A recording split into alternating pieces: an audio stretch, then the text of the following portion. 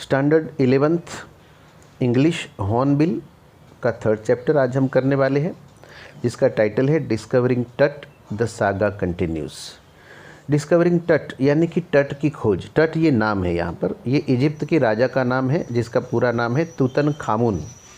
The saga continuous. Saga का मतलब होता है story, long story covering period of many years, उसे हम सागा कहते हैं यहाँ पर। कंटिन्यूस तो ये पूरा टाइटल बनेगा डिस्कवरी ऑफ द टट the saga continuous the story continuous. ये टाइटल हो गया इसका। टट यानी कि तूतनखामुन एक टीनेज राजा हुआ करता था और वो बहुत ही कम आयु में उसकी मृत्यु हो जाती है। और इजिप्ट की बारे में हमें पता है, वहाँ के पिरामिड के बारे में भी हम जानते हैं। तो वहाँ पर राजाओं को दफनाया जाता था ममीफाइड करके, यानी कि उनकी डेड बॉडी को मसाले भर के, उसमें केमिकल भर के उनको रखा जाता था ताकि सालों साल तक उनकी डेड बॉडी जो है वो डीके ना हो पाए। और उनकी कब्रों में उसके साथ भी बहुत सारी चीज़ें जो जीवन जरूरी चीज़ें होती है, खाने पीने की वस्तुएं और मौज शौक की वस्तुएं, वो राजाओं के हीरे जवाहरात वगैरह, ऑर्नामेंट्स वगैरह उनकी कब्रों में रखे जाते थे, क्योंकि वो लोग ऐसा मानते थे कि मृत्यु के बाद भी एक जीवन होता है और उस जीवन में उन लोगों को ये सारी चीज़ें काम में आएगी।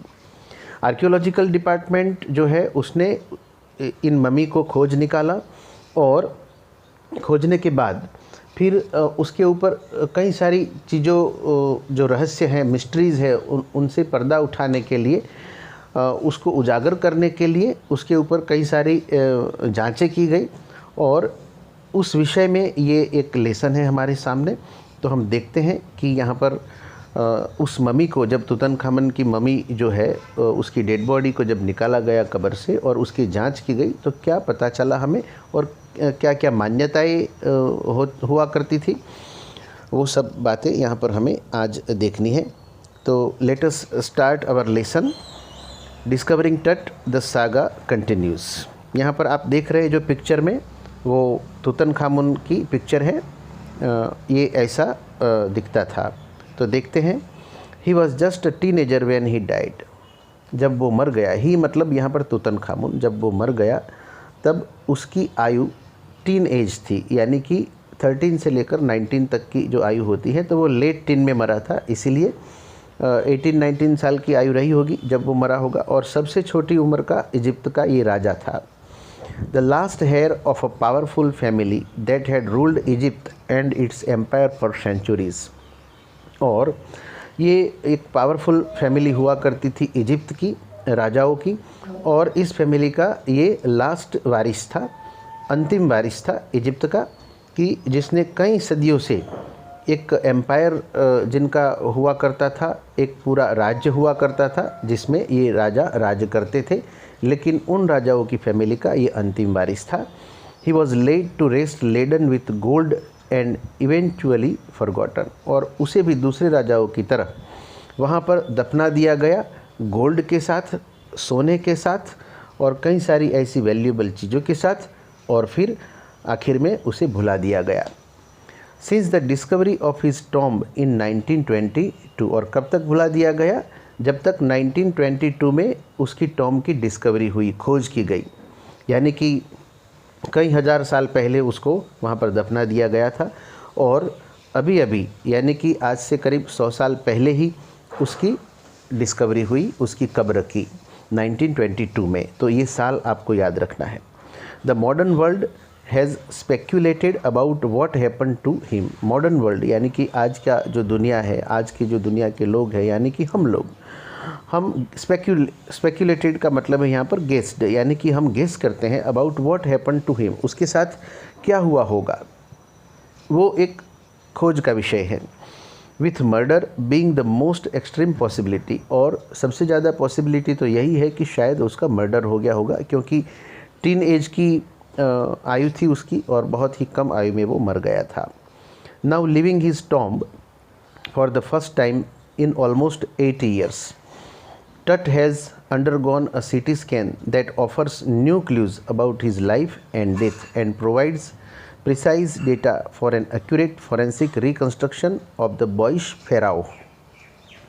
अब हम देखते हैं कि 80 साल के बाद, यानी कि 1922 में जब उसकी कब्र खोदी गई, उसके 80 साल के बाद फिर से एक बार उसकी जांच करने के लिए उस कब्र को फिर से एक बार खोला गया और उसमें उसका सीटी स्कैन किया गया। सीटी स्कैन यानी कि एक मशीन होती है सीटी स्कैन की, जिसमें ख़ास तौर पर हॉस्पिटलों में ये रहती है और जहाँ पर पेशेंट्स जो होते हैं उनको पूरे बॉडी को सीटी स्कैन किया जाता है।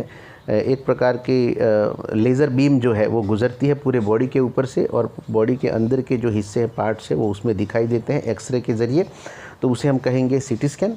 तो वो उस बॉडी के ऊपर किया गया और कई सारे क्लूज़ उसकी लाइफ के बारे में, उसके डेथ के बारे में हमें मिलने वाले थे। And provides precise data, precise मतलब accurate data, perfect data for an accurate forensic reconstruction. Forensic reconstruction, forensic का मतलब है यहाँ पर साइंटिफिक टेस्ट और रिकन्स्ट्रक्शन का मतलब है कि फिर से उसको मतलब जुटा करके सारी जानकारी उसकी बॉडी के बारे में। ऑफ द बॉइश फेराहो, बॉइश फेराहो यानी कि एक लड़का जो कि फेराओ था। फेराओ का मतलब है यहाँ पर किंग यानी कि राजा। इजिप्ट में राजाओं को फेराओ कहा जाता है। An angry wind stirred up ghostly dust devils as King Tut was taken from his resting place in the ancient Egyptian cemetery known as the Valleys of the Kings. यानी कि जब ये जो राजा था बराबर, उसको उसकी डेड बॉडी को जब निकाला गया उसकी कब्र से, तो क्या हुआ, तो an angry wind stirred up यानी कि एक तूफ़ान आया, एक पवन आया। स्टर्ड अप का मतलब है यहाँ पर भूतिया जो आता है वो भूतिया। अब ghostly dust devil, dust devil का मतलब है यहाँ पर स्पिनिंग विंड कंटेन्स डस्ट, यानी कि एक भूतिया जिसमें धूल रहती है और छोटा सा जो सर्कल वर्लपुल के मतलब जो जिस प्रकार से होता है उसी प्रकार से वो घूमता रहता है और जो डस्ट है वो आकाश में ऊपर चली जाती है। तो as King Tut was taken from his resting place, यानी कि किंग टट को यानी कि तुतनखामिन जो है उसकी बॉडी को जब उसके रेस्टिंग प्लेस यानी कि उसकी कब्र से जब बाहर निकाला गया in the ancient Egyptian cemetery known as the Valley of the Kings, और वो बहुत पुरानी इजिप्टियन सिमेट्री यानी कि जो पूरा स्मशान था उन लोगों का जहाँ पर कब्रिस्तान जिसको हम कह सकते हैं बराबर, known as Valley of Kings, और उसको वैली ऑफ किंग्स कहा जाता है। मतलब जहाँ पर इजिप्ट के राजाओं को दफनाया जाता था वो जो जगह है उसको वैली ऑफ किंग्स हम कह सकते हैं। तो उस वैली ऑफ किंग्स में से उसकी कब्र में से जब तुतनखामेन को बाहर निकाला गया तो एक एक बड़ा सा पवन का जो झोंका आया, एक वर्लपुल सा आया पवन का, जिसे हम डस्ट डेविल भी कह सकते हैं। Dark bellied clouds had scudded across the desert sky all day, और डार्क बेलीड क्लाउड्स यानी कि जो बड़े बड़े घने बादल थे वो आकाश में जैसे छाने लगे। हैड स्कडेड अक्रॉस, स्कडेड अक्रॉस का मतलब है मूव्ड क्विकली यानी कि पास हो जाना। अक्रॉस द स्काई यानी कि पूरे जो डेजर्ट स्काई है वहाँ पर उनके ऊपर से ऑल डे सारा दिन। And now were veiling the stars in casket grey, और अभी वो क्या कर रहे हैं, वेलिंग द स्टार्स यानी कि स्टार्स को छिपा रहे हैं, यानी कि कवर करना। वेल मतलब यहाँ पर कवर करना। इन कास्केट ग्रे, कास्केट ग्रे का मतलब है ग्रे स्काई यानी कि ग्रे स्काई में। इट वॉज 6 PM ऑन 5 जनवरी 2005, और वो टाइम क्या था, 6 बजे थे। 5 जनवरी 2005 की बात है, यानी कि 2005 में 5 जनवरी को ये काम किया गया। The world's most famous mummy glided head first into a CT scanner brought here to probe the lingering medical mysteries of this little understood young ruler who died more than 3300 years ago. और अब क्या हुआ, the world's most famous mummy यानी कि दुनिया की सबसे famous mummy. Glided head, glided head का मतलब है मूव्ड स्मूथली यानी कि बाहर आना। ग्लाइडेड हेड यानी कि जो सिटी स्कैन का जो मशीन है उसमें सबसे पहले दुनिया की पहली ये ममी थी कि जो सिटी स्कैनर मशीन के अंदर उसका सर डाला गया या तो उसको डाला गया into a CT scanner brought here to probe the lingering medical mysteries, और उसको इस सिटी स्कैनर में क्यों लाया गया था, to probe the lingering medical mysteries. यानी कि प्रोब का मतलब है यहाँ पर एग्जामिन करना, उसको केयरफुली और उसके रहस्य को उजागर करना। द लिंगरिंग यानी कि unsolved medical mysteries of this little understood young ruler who died more than 3300 years एगो, यानी कि 3300 साल पहले मर चुके एक छोटे राजा यानी कि टीनेजर राजा की ये मम्मी थी, और उसको ये पहली उसकी ये मम्मी थी कि जिसको सीटी स्कैनर मशीन में डाला गया सीटी स्कैन करने के लिए, रहस्य को उजागर करने के लिए। All afternoon the usual line of tourists from around the world had descended into the cramped rock-cut tomb some 26 feet underground to pay their respects। और पूरी दुनिया से जो टूरिस्ट आए हुए थे वहाँ पर जो देखने के लिए, क्योंकि इजिप्ट के पिरामिडों को और इन सब चीज़ों को देखने के लिए टूरिस्ट आते रहते हैं, तो वो टूरिस्ट जब वहाँ पर आए थे तो डिसेंडेंट इनटू द क्रैम्प्ड यानी कि वो सारे एक ग्रुप बन करके उस मतलब ये जो कब्र है उसकी वो कितनी गहरी है, 26 फीट गहरी है, यानी कि 26 फीट गहरी है। रॉक कट टोम्ब है यानी कि पत्थर से उसको कंडारा गया है, और उसमें वो उसके प्रति रिस्पेक्ट पे कर रहे थे, वहाँ जा कर के उसको देख रहे थे। They gazed at the murals on the walls of the burial chamber and peered at Tut's gilded face, यानी कि वो लोग देख रहे थे murals on the walls. Murals मतलब पिक्चर्स, पेंटिंग्स, जो वॉल पेंटिंग्स होते हैं उनको हम म्यूरल्स कहेंगे यहाँ पर। तो वहाँ पर वॉल पेंटिंग्स भी थी, उनके सामने वो गेज यानी कि देखना देख रहे थे। ऑफ द बरियल चैम्बर यानी कि जहाँ पर उसको रखा गया था। एंड पियर्ड एट यानी कि पियर्ड का मतलब है टू लुक क्लोजली, उसको क्लोजली वो देख रहे थे। क्या देख रहे थे? टट्स गिल्डेड फेस, टट का गिल्डेड यानी कि कवर्ड विद गोल्ड, यानी कि एक फेस उसका बनाया गया था जिसके ऊपर गिल्डरिंग किया गया था। किसका? तो सोने का। The most striking feature of his mummy shaped outer coffin lead, और ये मोस्ट स्ट्राइकिंग यानी कि सबसे ज़्यादा हमें अट्रैक्ट करे या हमारा ध्यान खींचे ऐसी चीज़ जो कोई थी तो वो उसका फेस था, जो सोने का सोने से कवर करके बनाया गया था। और आउटर कॉफिन लीड यानी कॉफिन का जो ढक्कन होता है उसकी जो लीड होती है उसके ऊपर वो लगाया गया था। Some visitors read from guide books in whisper, और कुछ विजिटर्स थे वहाँ पर, वो कुछ गाइड बुक्स थी उनके पास, तो उसमें से विस्परिंग साउंड में वो पढ़ रहे थे। अदर्स स्टूड साइलेंटली, कुछ वहाँ पर साइलेंटली खड़े थे। परहैप्स पॉन्डरिंग टट्स अनटाइमली डेथ, और शायद वो लोग पॉन्डरिंग माने सोच रहे थे, थिंकिंग कर रहे थे। किस बारे में वो सोच रहे थे? टट्स यानी कि तुतनखामुन के अनटाइमली डेथ यानी कि बिना टाइम का डेथ, यानी क्योंकि वो टीन एज में ही मर गया था तो इसलिए उसके बारे में सोच रहे थे। इन हिज लेट टीन्स मतलब 18-19 की एज में शायद वो मर गया होगा, तो उसके बारे में वो लोग सोच रहे थे कि ये कैसे मर गया होगा। और wondering with a shiver if the pharaoh's curse, और कुछ लोग थे जो वहाँ पर घबरा रहे थे। With a shiver of the pharaoh's curse, उन लोगों के मन में एक ध्रुजारी थी, एक कंपारी थी, एक कंपन था कि शायद फेराउ का कर्स, क्योंकि ऐसा माना जाता है कि फेराउज जो है यानी कि जो इजिप्ट के राजा जो उस वैली में सोए हुए उनको अगर जगाए तो उनका शाप जो है वो लगता है, और उस शाप के कारण व्यक्ति को नुकसान होता है, जान भी जा सकती है। तो ऐसी भी एक मान्यता थी। डेथ और misfortune falling upon those who disturbed him, वो शायद उस बारे में भी सोच रहे थे, घबरा रहे थे कि उनके ऊपर शायद वो कर्स ना आए। वॉज रियली ट्रू, शायद वो सही था। The mummy is in very bad condition, और ये जो ममी था वो काफ़ी बुरी हालत में था। Because of what Carter did in 1920s, 1920 में कार्टर ने उसके साथ उसकी खोज की थी, तो उसके साथ क्या किया था? कुछ ऐसा किया था कि वो उसकी कंडीशन वो काफ़ी बुरी हो गई थी। सेड ज़ाही हवास नाम के एक व्यक्ति हैं, उन्होंने ऐसा कहा। Secretary general of Egypt supreme council of antiquities, यानी कि वो इजिप्ट की जो सुप्रीम काउंसिल ऑफ एंटिक्विटीज़ है, एंटिक्विटी यानी कि ये पुरानी हिस्टोरिकल जो चीज़ें होते हैं उसमें उसके जो एक्सपर्ट्स होते हैं उनकी जो काउंसिल है उसके ये सेक्रेटरी जनरल है। कौन है? Zahi Hawass. As he leaned over the body for a long first look, और जब पहली बार वो उस बॉडी के ऊपर झुके उसको देखने के लिए नज़दीक से, तब उन्होंने ये बात कही, एक लंबा लुक लेने के लिए।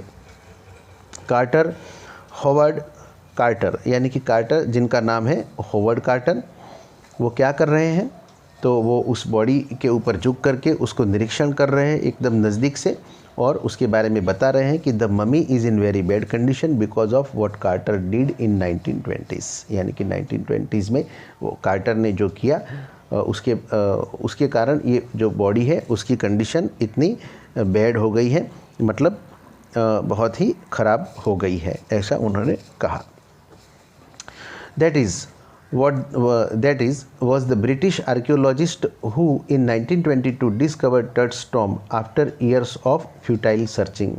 और हावर्ड कार्टर जो है उन्होंने 1922 में इस टट की टॉम को डिस्कवर किया था आफ्टर फ्यूटाइल सर्चिंग। फ्यूटाइल यानी यूजलेस, यानी कि बहुत सारी सर्च की उन्होंने, बहुत सारी उसके खोज में बहुत सारे ईयर्स भी, समय भी लगाया होगा, और फिर आखिर में 1922 में उसको खोज ही लिया। वो आर्कियोलॉजिस्ट थे कि जो इस प्रकार के उत्खनन करके खोजने का जो काम करते हैं उनको हम कहेंगे आर्कियोलॉजिस्ट। ऐसे जो साइंटिस्ट होते हैं उनको आर्कियोलॉजिस्ट कहा जाता है। इट कंटेंट्स दो हेस्टिली रैंसेक्ड इन एंटिक्विटी, यानी कि इसके अंदर जो पड़ी हुई चीज़ें थी उन सबको हेस्टिली रैंसेक्ड। रैंसेक्ड का मतलब है कि यहाँ पर सर्च के लिए, कुछ खोजने के लिए रैंसेक्ड तितर बितर कर देना। इन एंटिक्विटी वर सरप्राइजिंगली कंप्लीट, यानी कि उनकी जो खोज थी वो यहाँ पर पूरी हो चुकी थी। They remain the richest royal collection ever found and have become part of the pharaoh's legend. मतलब वो सारी चीज़ें कि जो रॉयल कलेक्शन, यानी कि उनका जो कलेक्शन होता है रॉयल्स का, वो सारी चीज़ें वहाँ पर पाई गई थी। Have become part of the pharaoh's legend, और इन फेराओ की जो लीजेंड यानी कि ये स्टोरी है वो उसका ये पार्ट बन जाती है। उनके साथ हीरे जवाहरात, ऑर्नामेंट्स, गोल्ड, सोना, ये सब चीज़ें राजाओं के साथ जुड़ी होती है। इसलिए स्टनिंग आर्टिफैक्ट्स इन गोल्ड, और कई सारे स्टनिंग मतलब यहाँ पर एक्सट्रीमली अट्रैक्टिव जो होते हैं ऐसे आर्टिफैक्ट्स, यानी कि ऐसे ऑब्जेक्ट्स जो होते हैं गोल्ड के, their eternal brilliance meant to guarantee resurrection.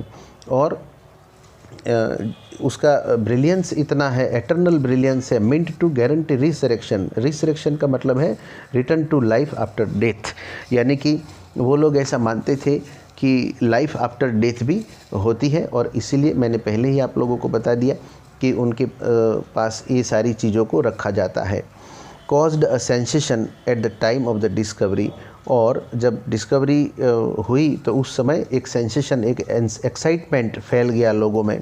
And still get the most attention, और सबसे ज़्यादा अटेंशन उसके ऊपर ही आया। बट टट was also buried with everyday things he would want in the after life. और टट जो था वो भी उसी प्रकार से, जिस प्रकार से राजाओं को इन मूल्यवान चीज़ों के साथ दफनाया जाता है, तो टट को भी उसी प्रकार ही यहाँ पर दफनाया गया था। बोर्ड गेम्स, ब्रॉन्ज रेजर, और वहाँ पर क्या क्या चीज़ें थी, तो बोर्ड गेम्स थी, ब्रॉन्ज रेजर थे, लिनन अंडरगारमेंट्स थे, case of food and wine, ये सारी चीज़ें वहाँ पर थी।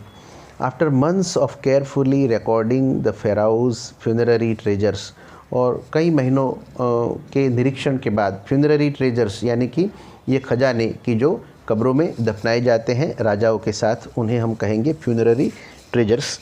Quarter began investigating his 3 nested coffins, और कार्टर ने इन्वेस्टिगेशन शुरू की। कैसी इन्वेस्टिगेशन शुरू की, तो 3 नेस्टेड कॉफिन्स, यानी कि ये जो कॉफिन है वो 3 नेस्टेड यानी कि 3 लेयर्ड होते हैं। ओपनिंग द फर्स्ट, जब पहला लेयर इन्होंने ओपन किया, he found a shroud adorned with garlands of willow and olive oils. तो उन्होंने वहाँ पर क्या पाया, श्राउड यानी कि कफन पाया, जिसको सजाया गया था विथ गार्लैंड्स ऑफ यानी कि हार के साथ, of willow and olive oils. Willow and olive oil leaves के गार्लैंड्स थे। वाइल्ड सेलरी वहाँ पर थी, यानी कि एक वेजिटेबल एक प्रकार की आती है जो वो भी वहाँ पर रखी गई थी। लोटस पेटल्स रखे गए थे and cornflowers. The faded evidence of a burial in March और अप्रैल, और ऐसा ये मार्च एंड अप्रैल के ये एविडेंस थे, क्योंकि उस समय में ये सारी चीज़ें होती होंगी, तो वो सजेस्ट करता है कि मार्च और अप्रैल में उसकी डेथ हुई होगी। When he finally reached the mummy, जब वो सारे लेयर खोलते खोलते ममी तक पहुंच जाते हैं, दो ही रैन इनटू ट्रबल, तो उनके सामने मुश्किल आ जाती है।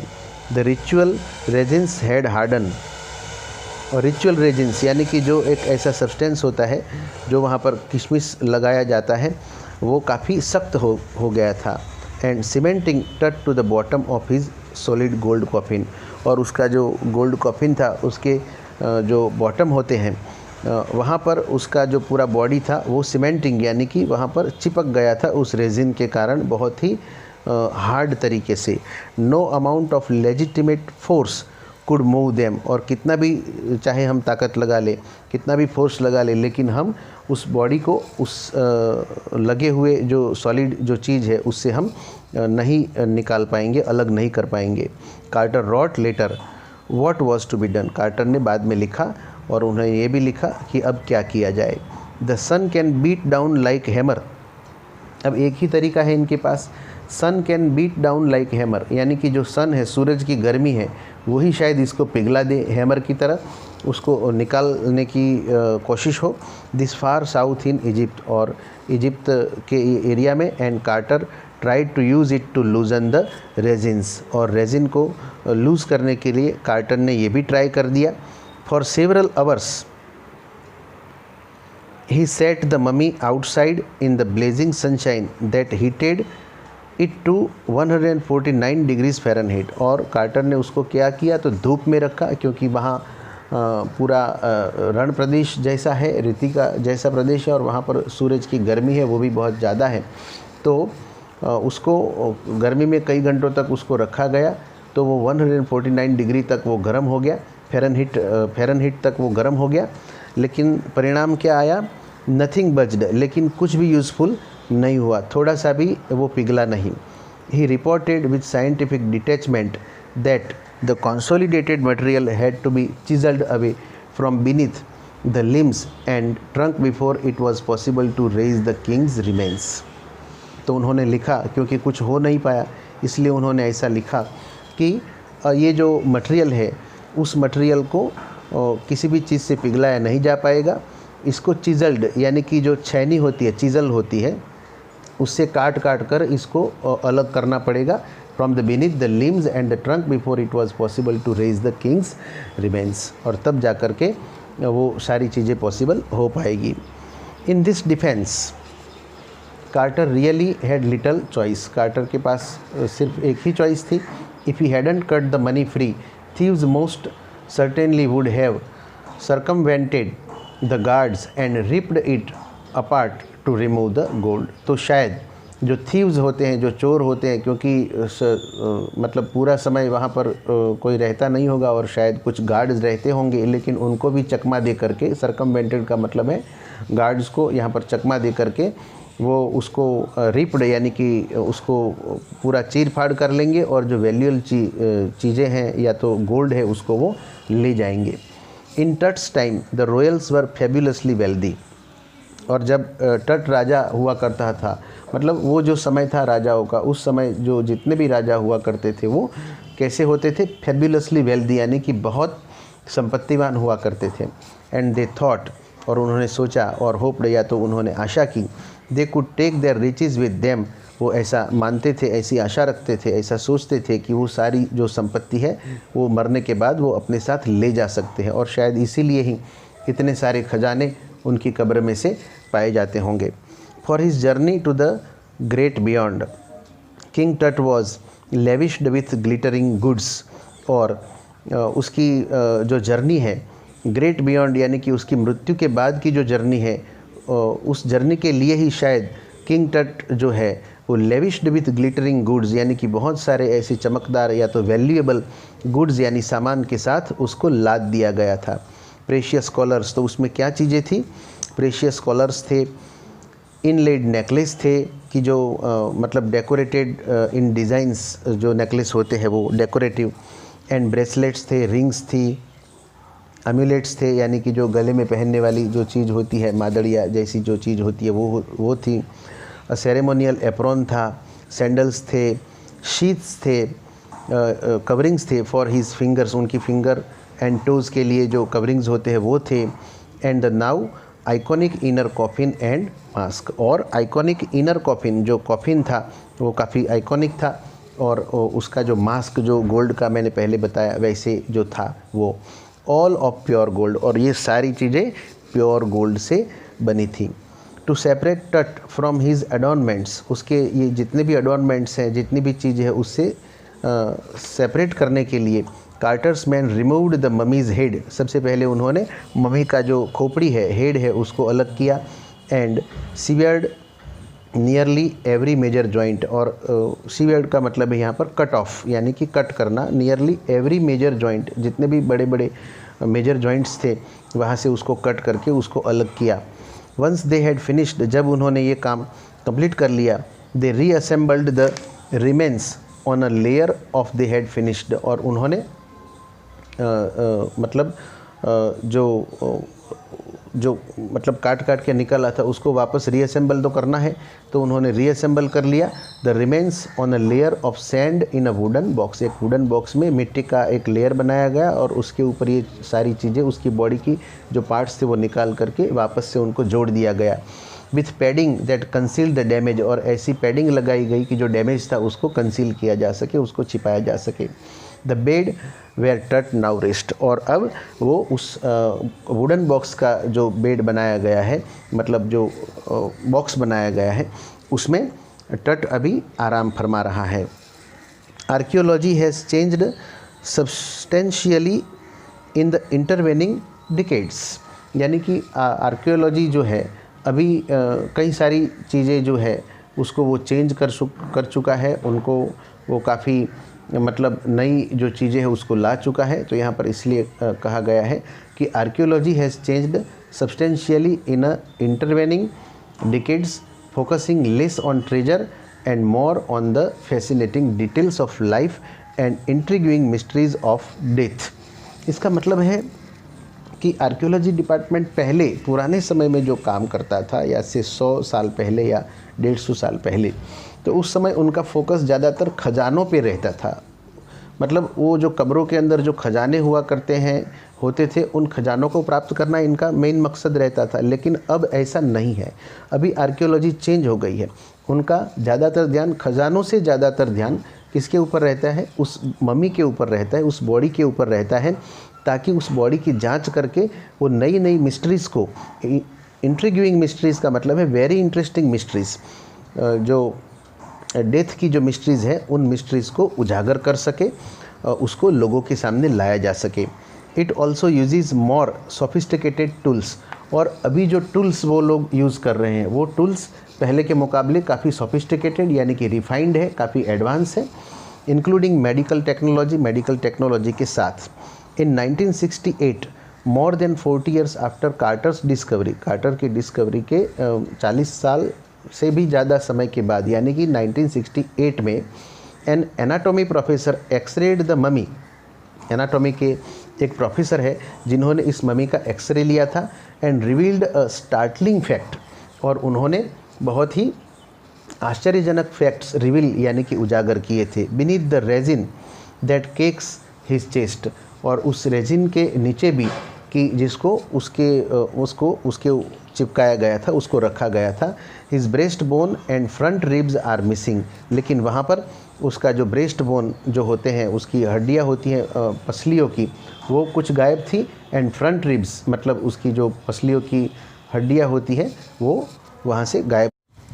Today diagnostic imaging can be done with computed tomography or CT, by which hundreds of X-rays in cross section are put together like slices of bread to create a 3-dimensional virtual body। यानी कि आज ये जो diagnostic imaging है वो किया जाता है, किस चीज़ से किया जाता है? कंप्यूटेड टोमोग्राफी यानी कि CT स्कैनर से किया जाता है, उससे हम क्या कर सकते हैं, तो हंड्रेड्स ऑफ एक्सरेज यानी कि कई सौ एक्सरेज हम एक साथ उसके निकाल सकते हैं in cross section are put together, और उनको फिर हम साथ में रख करके, जैसे कि लाइक स्लाइसिस ऑफ ब्रेड, यानी ब्रेड की जिस प्रकार से स्लाइस को हम रखते हैं उसी प्रकार to create a 3 dimensional virtual body, और फिर हम 3 डायमेंशनल यानी कि 3D वर्चुअल बॉडी को हम क्रिएट कर सकते हैं, जिसके कारण हम हर दिशा से बॉडी की जो हर पार्ट है उसको हम गहराइयों से और बड़े ही कीनली उसको ऑब्जर्व कर सकते हैं। What more would CT scan reveal of टट देन द एक्सरे, यानी कि एक्सरे जो है उससे भी ज़्यादा जो CT स्कैन है वो रिवील कर पाएगा, लेकिन क्या रिवील कर पाएगा वो तो CT स्कैन हो जाने के बाद ही पता चलेगा। And could it answer 2 of the biggest question still lingering about him, और उसके बारे में 2 क्वेश्चन अभी भी जो कि अनसॉल्व्ड है, जिसके आंसर नहीं मिले हैं। सबसे पहला, हाउ डिड ही डाई, वो कैसे मरा था, and how old was he at the time of his death, और जब वो मरा था तो उसकी आयु क्या थी। King Tut's demise was a big event, यानी कि किंग टट का जो डिमाइज यानी कि जो डेथ था वो बहुत बड़ी घटना थी। इवन बाय रॉयल स्टैंडर्ड्स, अगर रॉयल स्टैंडर्ड्स से देखा जाए तो भी, he was the last of his families line, क्योंकि वो उसकी फैमिली की जो लाइन थी यानी कि वंश था उसका ये लास्ट था, यानी कि आखिरी संतान था, आखिरी राजा था। And his funeral was the death Ratle of a dynasty, और उसका जो फ्यूनरल था वो डेथ रेटल था उसकी डायनेस्टी का, यानी कि उसकी डायनेस्टी जो है उसका अंत यहाँ पर हो जाता है। But the particulars of his passing away and its aftermath are unclear, लेकिन उसके किस प्रकार से वो मरा था वो सारी चीज़ें, और सिचुएशन एग्जिस्टिंग आफ्टरवर्ड्स, आफ्टरमैथ का मतलब है, तो वो सारी जो चीज़ें हैं उसको अभी भी हम खोज नहीं पाए हैं या तो नहीं सॉल्व कर पाए हैं। एमेनहोटेप III, टट्स फादर और ग्रैंडफादर। एमेनहोटेप III जो राजा था वो टट का या तो फादर था या तो उसका ग्रैंडफादर था। वॉज अ पावरफुल फेराओ, वो काफ़ी शक्तिशाली राजा हुआ करता था। Who ruled for almost 4 decades, और वो 40 सालों तक यानी कि 4 दशक तक उसने राज किया। At the height of the 18th dynasties golden age, यानी कि उनकी जो 18वीं जो डायनेस्टी है उसके गोल्डन एज उसको माना जाता है, और उस एज में 40 सालों तक उसने राज किया था। हिज सन एमेनहोटेप IV, उसका जो बेटा था जिसका नाम था एमेनहोटेप IV, सक्सीडेड हिम, उसके बाद वो आया। And initiated one of the strangest periods, और वो एक और भी स्ट्रेंज पीरियड लेकर के आया in the history of ancient Egypt, यानी कि ये पुरातन इजिप्ट की इतिहास में ये बहुत ही स्ट्रेंज टाइम था जब किंग 4th जब आया। The new pharaoh promoted the worship of the Aten, अब ये जो नया राजा जो आया था उसने क्या किया, तो जब पहले जो पूजा हुआ करती थी उनके राज्य में जिस भगवान को वो मानते थे उसको ये नहीं मानता था, और इसीलिए उसने एटेन यानी कि द सन डिस्क, एटेन यानी कि जो सूर्य के देवता है उसको मानना शुरू किया। पहले वाले जो लोग थे वो चंद्र के देवता को मानते थे। चेंज्ड हिज नेम टू आखेनतन और सर्वेंट ऑफ द एटेन, और उसने अपना नाम बदल कर क्या रख दिया, आखेनातिन, और सर्वेंट ऑफ द एटेन, यानी कि आखेनातिन का मतलब होता है servant of the Aten. And moved the religious capital from the old city of Thebes to the new city of Akhetaten, और उसने अपना जो रिलीजियस कैपिटल था वो ओल्ड सिटी थेब्स में था, उसको बदल करके उसने क्या कर दिया, वहाँ पर आखेनतन नया सिटी मतलब जो था उसको कैपिटल बना दिया। नॉन नाउ एज अमारना, और उसको आज हम अमारना के नाम से जानते हैं। He further shocked the country by attacking Amun, और फिर उसने पूरी कंट्री को शॉक कर दिया आमुन के ऊपर अटैक करके, अ मेजर गॉड की जो वहाँ के बड़े देवता माने जाते थे। स्मैशिंग हिज इमेजेस, उनकी जितनी भी मूर्तियाँ या तो उनकी मतलब चित्र थे उन सबको उसने ख़त्म कर दिया। एंड क्लोजिंग हिज टेम्पल्स, और उसके जितने भी मंदिर थे यानी कि आमुन के जो मंदिर थे, आमुन यानी कि चंद्र का देवता, तो उसको उसने ख़त्म कर दिया। It must have been a horrific time, और ये समय बहुत ही भयानक था। सेड रे जॉनसन, रे जॉनसन नाम के एक व्यक्ति हैं, उन्होंने ये बात बताई। Director of the University of Chicago's research centre in Luxor, यानी कि लग्जर में शिकागो की यूनिवर्सिटी के रिसर्च सेंटर वहाँ पर है, वहाँ के डायरेक्टर हैं रे जॉनसन। उन्होंने कहा कि ये बहुत ही भयानक समय था उस समय का। The site of ancient Thebes, ancient Thebes की जो सिटी है वहाँ पर।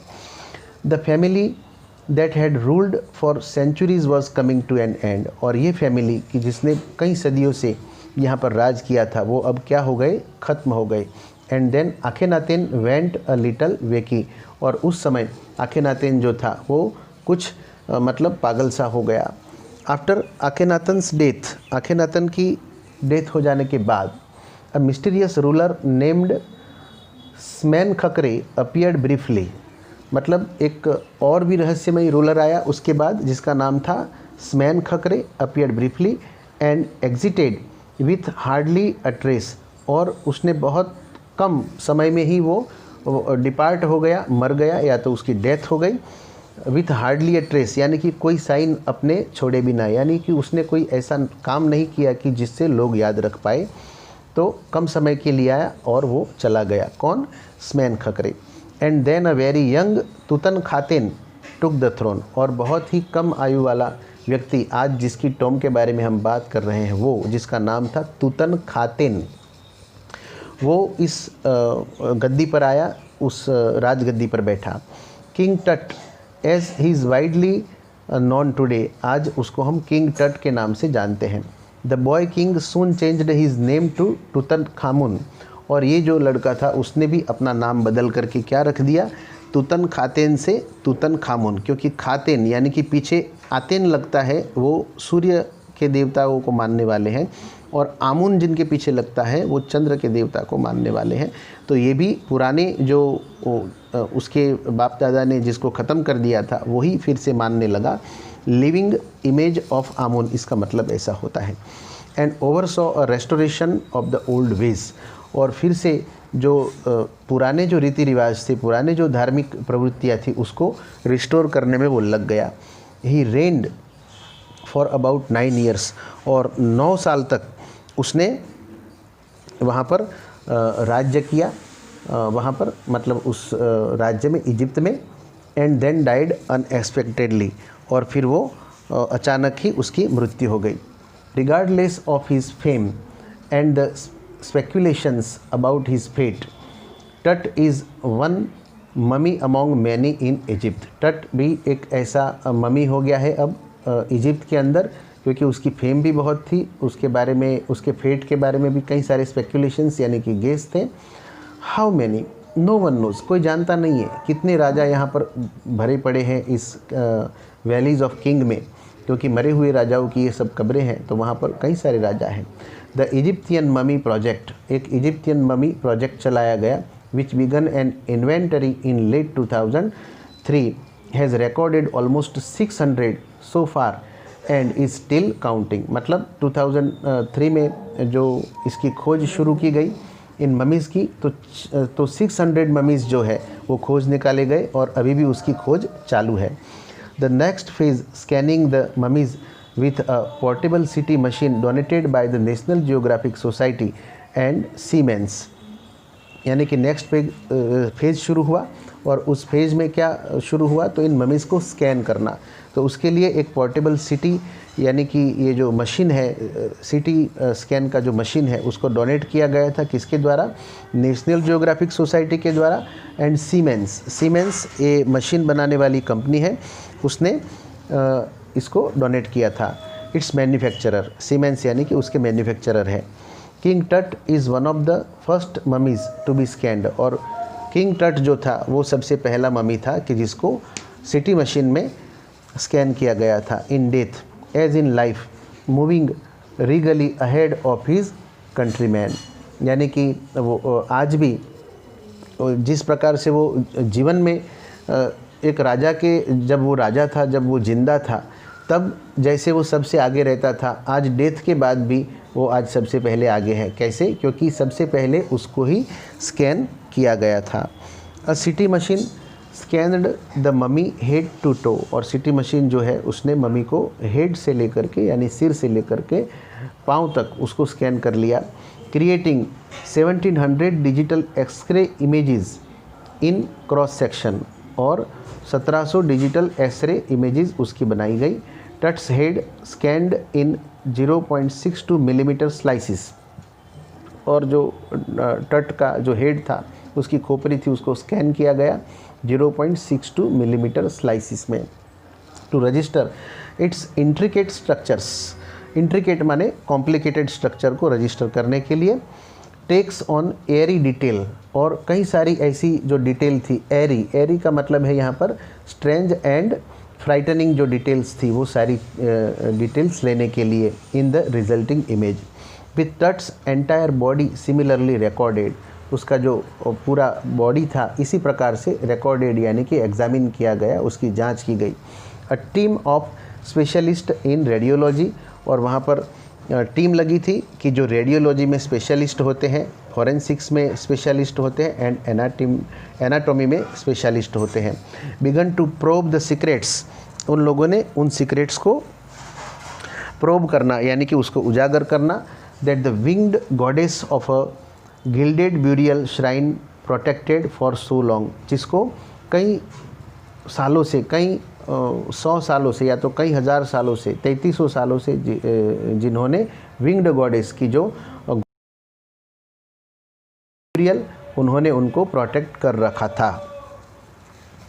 The night of the scan, अब जिस रात उसको स्कैन किया जाना था या किया गया, वर्कमैन कैरीड टट from the tomb in his box, यानी कि जो वर्कमैन, जहाँ जो लोग इसको लाने ले जाने का काम करने वाले जो लोग होते हैं वो लोग उसको अपनी टॉम्ब से कैरी किया और बॉक्स में लिया। Like pallbearers they climbed a ramp and flight of stairs into the swirling sand outside, और पॉल बियरर्स की तरह the night of the scan workman carry Tut from the tomb in his box, और जिस दिन scan किया जाना था उस दिन वर्कमैन ने टट को अपनी टॉम्ब से निकाला। Like pallbearers they climbed a ramp and flight of stairs into the swirling sand outside, और वहाँ से पॉल बियरर्स की तरह, पॉल बियरर्स वो होते हैं जो अर्थी उठाने वाले जो होते हैं या उसके इर्द गिर्द जो चलने वाले लोग होते हैं, उनको हम पॉल बियरर्स कह सकते हैं। तो वो उसको स्लोप यानी कि जो रैंप है उसको चढ़ करके वो ऊपर ले गए एंड स्वर्लिंग सैंड आउटसाइड, यानी कि बाहर जो सैंड थी वो स्वर्ल हो रही थी। Then rose on hydraulic lift into the trailer, और हाइड्रोलिक लिफ्ट से उसको ट्रेलर में डाला गया। दैट हेल्ड द स्कैनर, और जिसमें स्कैनर था। 20 मिनट्स लेटर 2 men emerged, 20 मिनट के बाद 2 व्यक्ति आए। Sprinted for an office nearby, वो ऑफिस की तरफ दौड़े। And return with a pair of white plastic fans, और वापस आए जिनके हाथ में क्या था, तो वाइट प्लास्टिक फैंस थे। ऐसा क्यों? The $1 million scanner had quit because of sand in a cooler fan, क्योंकि ये काफ़ी $1 million का ये स्कैनर होता है, तो वो जो है वो बंद पड़ चुका था। क्यों बंद पड़ चुका था? क्योंकि वो सैंड जो रेत उड़ी थी उसके कारण वो फैन में चली गई होगी या उसके मैकेनिकल निज़म में चली गई होगी। Curse of the pharaoh joked a guard nervously, और वहाँ से एक जो गार्ड है वो नर्वसली बोलता है कि ये राजाओं का शाप है, मतलब इसके कारण ये स्कैनर मशीन बंद हो गया, लेकिन ऐसा नहीं हुआ था। वो रेत के कारण वो बंद हो गया था, तो वो फ़ैन जो थे वो ख़राब हो गए थे, वो काम नहीं करते थे। Eventually the substitute fans worked well enough to finish the procedure, लेकिन उसके बदले में जो दूसरे फैंस लगाए गए तो उन फैंस ने काफ़ी अच्छी तरह से काम किया और जो प्रोसीजर थी पूरी उसको फिनिश कर दिया गया। After checking that no data had been lost, the technicians turned Tut over to the workman, मतलब चेक किया गया तो कोई भी डेटा लॉस्ट नहीं हुआ था, और टेक्नीशियंस ने टट को पूरा मतलब स्कैन करने के बाद वर्कमैन को वापस दे दिया। Who carried him back to his tomb, जो लोग उसको वापस उसकी टॉम में ले गए।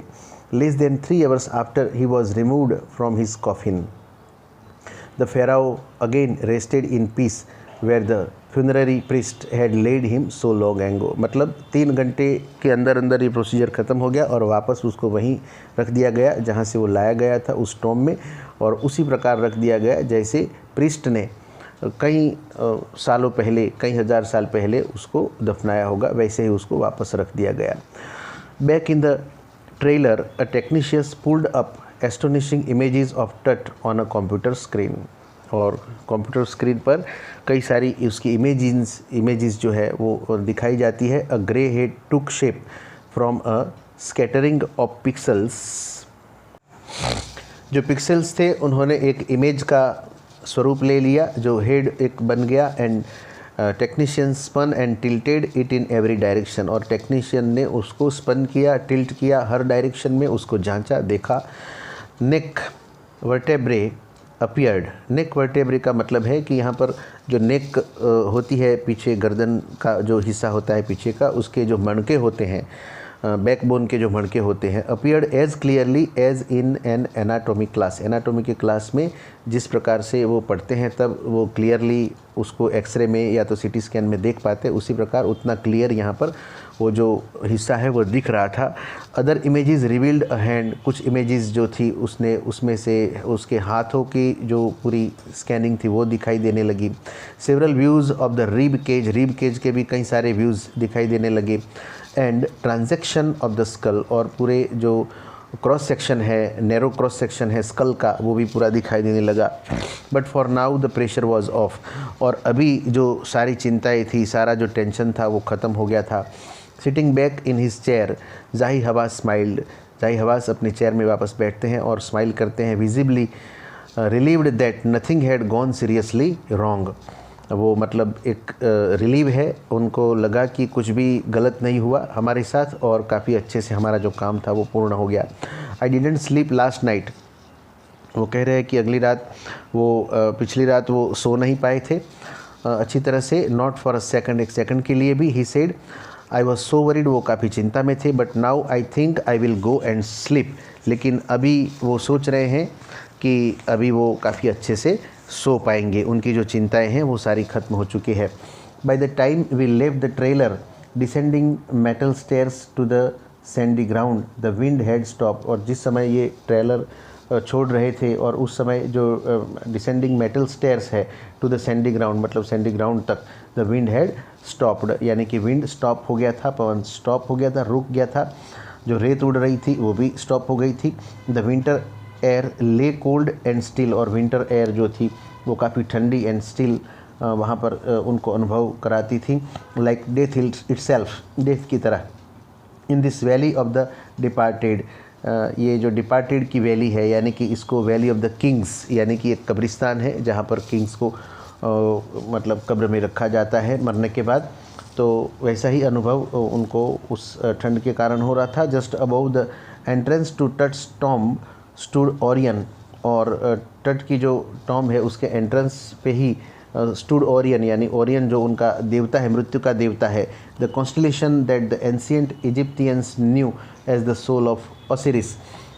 उस जो इमेज है, उस पिक्चर है, उसको जैसे कि एंशियंट इजिप्टियंस वो ऐसा मानते हैं कि ये सोल है किसका, ओसिरिस का। तो the God of the after life, यानी कि मृत्यु का देवता है। जिस प्रकार से हमारे यहाँ पर यमराज होते हैं मृत्यु के देवता, उसी प्रकार उनके भी ओसिरिस है, तो उनका रिप्रेजेंटेटिव है ओरियन, उनका वहाँ पर देवता है। वॉचिंग ओवर द बॉय, जैसे कि वो बॉय किंग को देख रहा हो।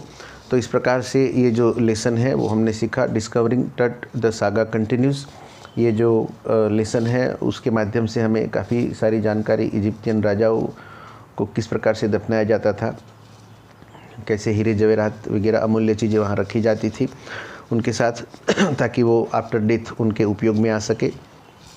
और किस प्रकार से सीटी स्कैन करके आर्कियोलॉजिस्ट जो थे, रेडियोलॉजिस्ट जो थे, एनाटोमिस्ट जो थे, उन सब ने मिल करके कुछ रहस्यों को उजागर किया। ये सब बातें, और जो कर्स मानते थे लोग कि इनको अगर सोए हुए को जगाए जाते हैं, मतलब ये मरे हुए राजाओं की जो कब्रें उनको खोदा जाता है, जो खोदते हैं उनके साथ बुरा होता है, ऐसे जो शापित जिसको हम कहते हैं, तो उन बातों का भी यहाँ पर खंडन हो गया। तो मैं आशा करता हूँ कि आप लोगों को अच्छी तरह से ये लेसन समझ में आ गया होगा। Thank you very much. जय भारत।